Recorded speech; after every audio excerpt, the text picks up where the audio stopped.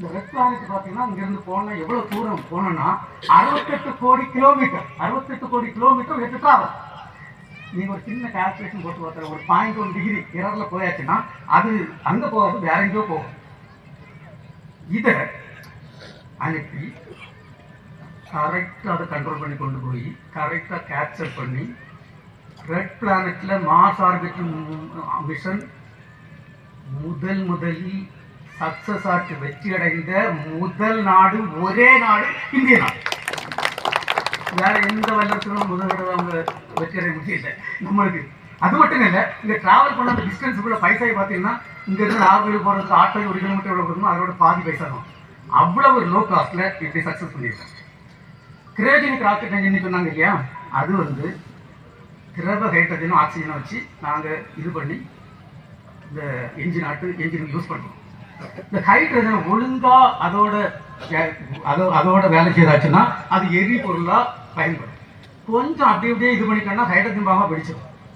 வெடிச்சாச்சுன்னா ஒரு 10-20 கிலோமீட்டரில் ஒன்றுமே இருக்காது. அப்படிப்பட்ட ஒரு எரிதாகும். இதை வெளிநாட்டில் நாங்கள் டெக்னாலஜி கிடைக்கும் பார்த்தோம், ஒன்றும் தரல.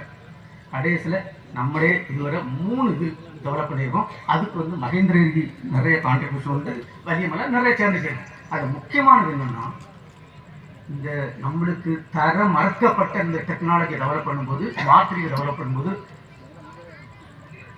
இந்த இதுக்கு முன்னுக்கு என்ஜின் டெஸ்ட்ல இருந்து ஃப்ளைட் சக்ஸஸாக போனதுக்கு மினிமம் டைம் எடுத்தது வல்லரசு நாடுகள் 42 மாதம். அப்போ நாங்கள் 24 மாதத்துலேயே செய்யணும் ஒரு டார்கெட் போட்டாச்சு. அவங்க போட்டாச்சுன்னா வெளிநாட்டில் போய் சொல்லியாச்சுன்னா அவங்க எல்லாம் ரொம்ப பரிகாசமாட்டு பார்க்குறாங்க.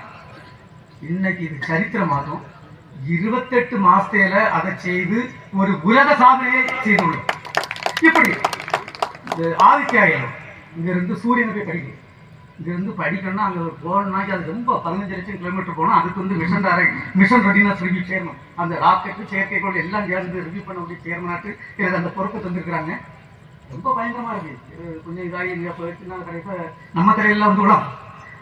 ப்ளஸ் எல்லாம் இது பண்ணி இதை பார்த்தீங்கன்னா அது சக்ஸஸ் ஆகி இன்னைக்கு இங்கேருந்து ஒரு 15 கிலோமீட்டர் தாண்டியில் அது நிற்கிது. உலகத்தில் 4 நாடுகள்கிட்ட தான் சூரியனை படிக்கக்கூடிய ஒரு செயற்கைக்கோள் இருக்குது. அது இந்தியாவுக்கே இருக்கு.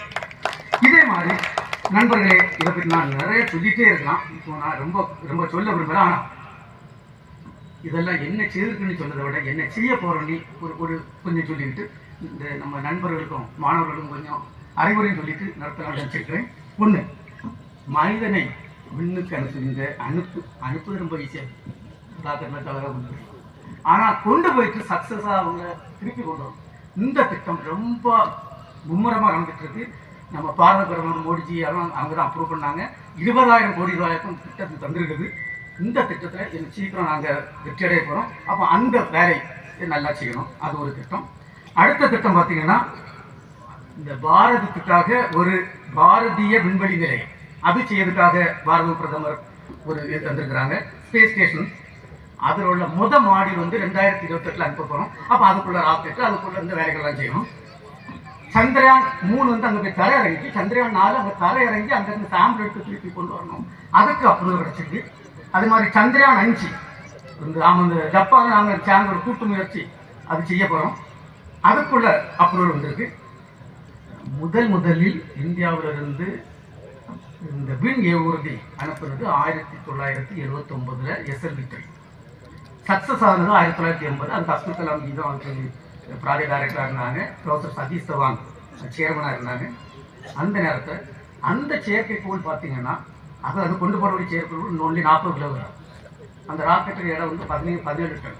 இப்போ 30,000 கிலோகிராம் எடை உள்ள செயற்கைக்கோள்களை அனுப்புகின்ற next generation launch vehicle NGLV சொல்லக்கூடிய 1000 டன் எடை உள்ள 91 மீட்டர் உயரம், அது பார்த்தீங்கன்னா கிட்டத்தட்ட 60 மாடி உயரம் உள்ள திட்டம். அவ்வளோ ஹைட்டில் உள்ள ஒரு ராக்கெட்டுக்கு 8,000 கோடி அப்ரூவல் கிடைச்சிருக்கு. அந்த திட்டத்தை நல்லா ஆக்டிவேட் பண்ணிருக்கோம். மகேந்திர ரெட்டி இன்னும் எல்லாம் ஜாலியாக கூட இருந்துட்டு இருக்காங்க. இன்னும் 2 நாள் எடுத்துன்னா நாங்கள்லாம் ரொம்ப ஆக்டிவேட் பண்ணி வேலை செய்யணும். எங்கள் ஆசி ரொம்ப ரிலாக்ஸாக இருக்காரு.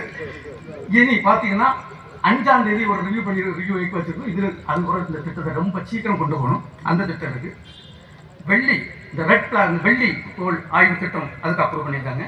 குலசேகரப்பட்டினம் அது நம்ம ஒரு பக்கத்தில் அதுக்கு அங்கேருந்து ராக்கெட் அனுப்புறது எல்லாம் நீங்கள் பார்த்தீங்க. 2100 இயக்க நிலம் கிடச்சிருக்கு. அதுக்குள்ள திட்டங்கள்லாம் ஆரம்பிச்சாச்சு. அதுக்கு நான் வாரத்துக்கு முன்னாடி ஒரு சின்ன ரிவ்யூ எல்லாம் பண்ணிட்டு தான் வந்தேன். 24 மணி நேரம் 24 மாதத்துல அது செய்யணும். நான் 18 மாதத்துல கண்டிப்பாக இது பண்ணுன்னு சொல்லிட்டு இருக்கேன். 24 மாதத்துல இந்த திட்டம் சரியாகும். அதுக்கப்புறம் 3வது ஏவுதளம் வந்து இப்போ ஸ்ரீஹரிகோட்டாவில் எங்கள்கிட்ட 2 ஏவுதளம் இருக்குது. 3வது ஏவுதளம் அதுக்கு 4000 கோடிக்கு அப்ரூவல். என்னைக்குன்னா நான் 14ஆம் தேதி 13ஆம் தேதி சார்ஜ் எடுத்துருக்கேன். 16ஆம் தேதி காலையில் ஆனரபிள் பிரைம் மினிஸ்டர் நான் அங்கே கேபினட் மீட்டிங் இருந்து அப்ரூவல் வந்துருக்காங்க.